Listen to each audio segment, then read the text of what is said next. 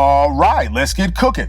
Welcome to the latest edition of Chin Check Sports Radio. I'm your host, JD. I want to thank you all for taking the time out to join us. And as always, we welcome any suggestions, feedback, comments, and criticisms, which improves the quality of our program, which ultimately improves your listening experience. But before we get started, I want to send all of you, thank you for your tremendous support, and that means a lot to us. People are slowly but surely finding out about who we are and what we do. They enjoy and respect the passion with which we speak, but we do this because we love it, as we are sharing our passions with you all, as we continue to build our listening army to take over the world. We are going to move right along and continue with our Chin Check Radio top 10 boxing upsets of all time based on the fights that we grew up watching. And folks, let me tell you, we are having a ball putting this list together. We are actually still putting the finishing touches on it, so we only hope that you are enjoying this journey with us. We want to go back to April 22nd, 2001 with a fight between undisputed heavyweight champ of the world, Lennox Lewis, against Hasim "The Rock" Rahman.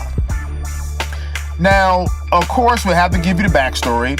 Lennox Lewis, former Olympic gold medalist, former WBC heavyweight championship of the world by virtue of being ducked by Riddick Bowe, was continuing to seek legitimacy as a top heavyweight champion and was also chasing the ghost of one Mike Tyson. Now, what do we mean by that? In 1994, Lennox Lewis suffered a shocking loss to Oliver McCall.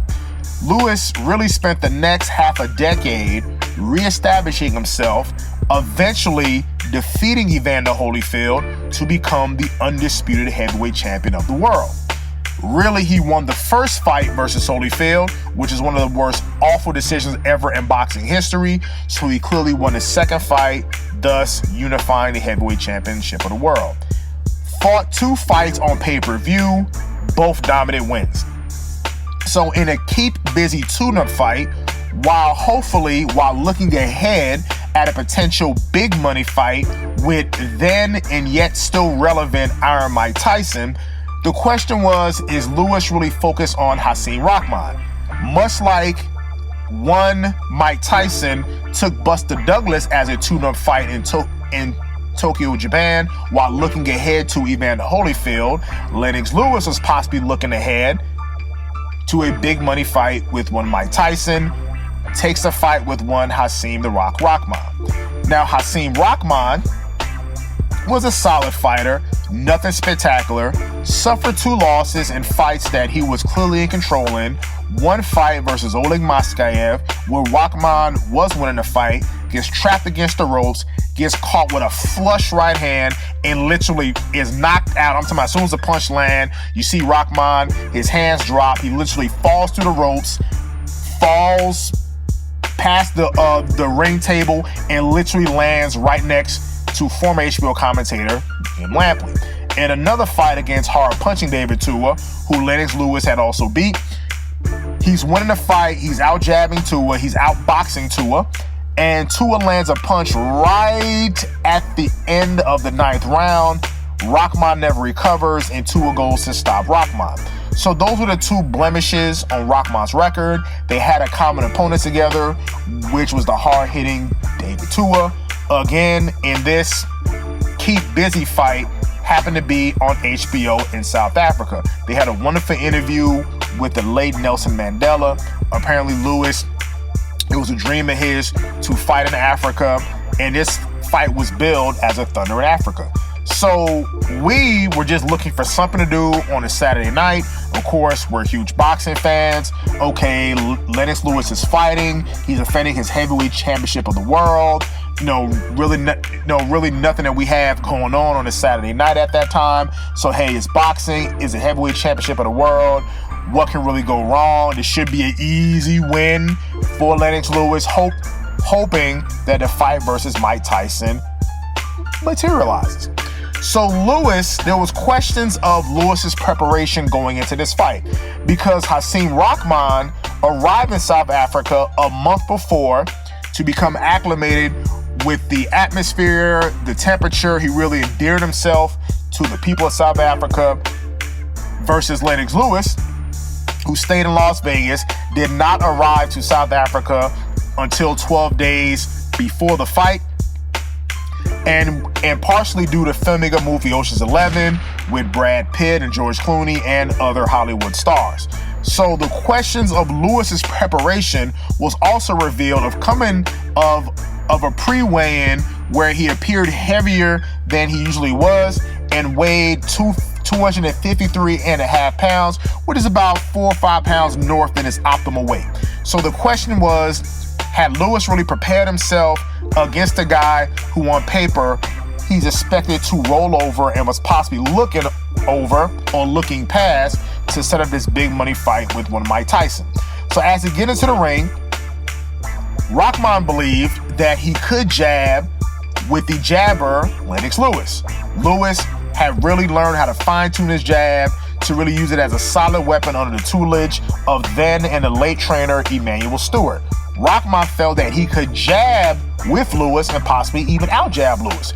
So what Rahman did, he stuck his left hand in there, jabbing Lewis to the body, making Lewis kind of bend over at the waist, which are now negating his reach, and mixed up jabs. So Rahman, we gave him the first round, and again, it wasn't too much action. It was more of a feeling out process, but we felt just based on the few harder, cleaner, showier punches that Rahman won the first round. In the second and third round, as you would expect, Lewis made the adjustments. He started to establish himself. The late trainer, Emanuel Stewart, was telling him what to do. Lewis was now throwing his jab, was now throwing his right hand, mixing in the occasional uppercuts. So now Lewis is starting to warm up in the second and third round, where he clearly won those rounds. In the fourth round, we gave that round to Rahman simply because he threw more punches and was a busier fighter. Wasn't anything that he was hitting Lewis flush. He was just a busier fighter throwing more punches. In the fifth round, now at this point, Rahman is now stepping up the attack a little bit. Lewis maxes that intensity, starts hitting Rahman with some clean punches, and Rahman lands the first of a right hand. A very good right hand that Lewis kind of smiles and kind of is really not taking it seriously. He just figured I took a good punch from this guy and I really didn't feel it. So now Lewis continues the assault. At one point, you saw Rahman land about 3-4 jabs, kind of chasing Lewis across the ring. Wasn't anything pretty. Again, it was just being a busier and a more active fighter. Lewis is still smiling, dropping his hands to his waist as he had done in previous rounds. And with his back against the ropes, Hasim Rahman unloads a hard right hand. As Lewis is dropping his hands, as he starts to place his hands up, back against the ropes, smiling, is caught with a right hand on the chin, and you just see the lights go out. Lewis's butt hits the canvas first. He's sprawled out, arms stretched out, wiggling around on the canvas. And at that point, the crowd of South Africa goes nuts, and the referee waves the fight off. Lewis is clearly out on his feet. It was not a bad stoppage at all. Clearly, Lewis did not beat the count of 10, and as he rolls, the referee waved the fight off. You see in the background, Hasim Rahman's team, they jump over the top rope into the ring. You see one guy actually trip over the top rope, fall into the ring, but of course he's mobbed by his corner. The crowd is going crazy. So Hasim Rahman has just become the heavyweight champion of the world in a huge upset over 20-1 favorite Lennox Lewis, who was the undisputed heavyweight champion of the world himself. So this was a huge shakeup. I think, again, and we stated this when we included Lewis in our Chin Check Radio top fighters of all time, and he came in at number 4. There was a begrudging respect for Lennox Lewis, especially amongst American fans, where even with the loss against Oliver McCall, despite going undefeated in pretty much 7 years and beating everybody in front of him and in dominant fashion, this fight again it erased the 7 years of what Lennox Lewis did, or the 6.5 years, if you really want to add the math up. And a lot of people felt that Lewis was a bum. He had no chin because his 2 losses was pretty much one-punch knockout losses. And it's something that American fans really at the time were happy to see that it happened. Again, Lewis really wasn't a fan in America. And so again, this knockout, especially at the time, was right on par with Buster Douglas and Mike Tyson, George Foreman, and Muhammad Ali, that actually happened in Africa as well. So it's something about defending your title on foreign soil that doesn't seem to work out for some of these guys who think they're gonna just roll through them. Because the same thing with Tyson and Douglas. Tyson felt he was gonna roll through them. If you speak to George Foreman when he fought Muhammad Ali in Zaire, he thought he was gonna roll through Ali. And the same thing with Lewis, clearly filming a movie, looking ahead, looking past Hasim Rahman, not taking him seriously on foreign soil. He was knocked out, and his heavyweight title was knocked off his waist. So again, folks, Lewis was a 20-1 favorite, one of the most shocking upsets of boxing history, especially at the time. And even Jim Lampley was bringing up James Braddock, who he beat for the heavyweight championship of the world, Muhammad Ali, Sonny Liston. So at that time, this was huge. This was a huge, huge knockout, but it tends to get tempered a little bit, specifically in the aftermath of the rematch. Hasim Rahman became an instant star after this fight. I mean, he was a huge star. He was doing the media circuit, going on ESPN, and him and Lewis, one time they actually had a fight on one of the ESPN shows. I believe that was called Up Close back in the day. So Lewis, of course, as a champion, to the victor go the spoils.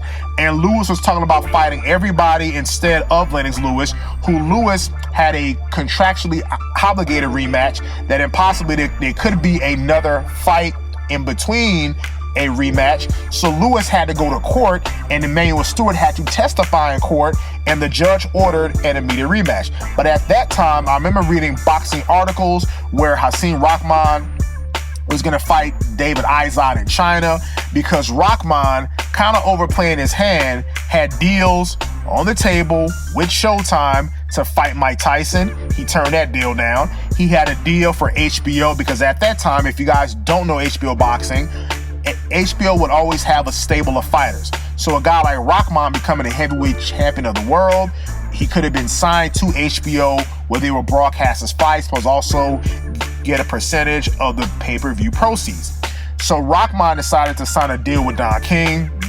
We know how those work out for fighters. But again, Rahman was a huge star. They got into the fight on the show Up Close. Lewis had to go to court to get his rematch. And in that rematch, Hasim Rahman, in a show of disrespect, walks up to Lewis's corner, tells Lewis, "I'm not going to hurt you," and just trash talks, and does not do anything in the rematch. And as we discussed on the Lewis broadcast, folks, go back and watch that rematch. The way he hit Hasim Rahman, you hear the shh, and the way you see the sweat flying off, and Rahman was out before he hit the canvas. So the rematch, and Lewis did it in 4 rounds versus Rahman, who did it in 5 rounds. So that's why the fight tends to not get talked about, because Lewis more than avenged that knockout loss, and in his next fight went to beat the aforementioned Mike Tyson.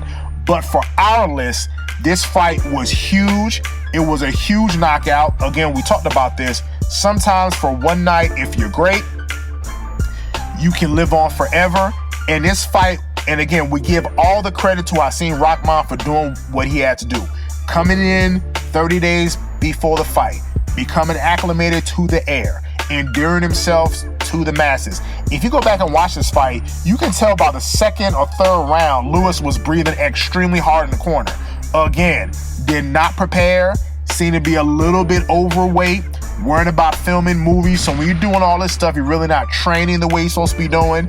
You're now a movie star. You know, you're hobnobbing and rubbing elbows with Hollywood celebrities. So now you think of yourself as more an actual fighter, where you have your opponent training for you and doing what he was supposed to do. So this fight was more about the Rahman punch, but it also had to do with Lewis living down to his preparation for this fight. But as we always state, despite the losses, Lennox Lewis is by far the greatest heavyweight that I grew up watching at this point in my life.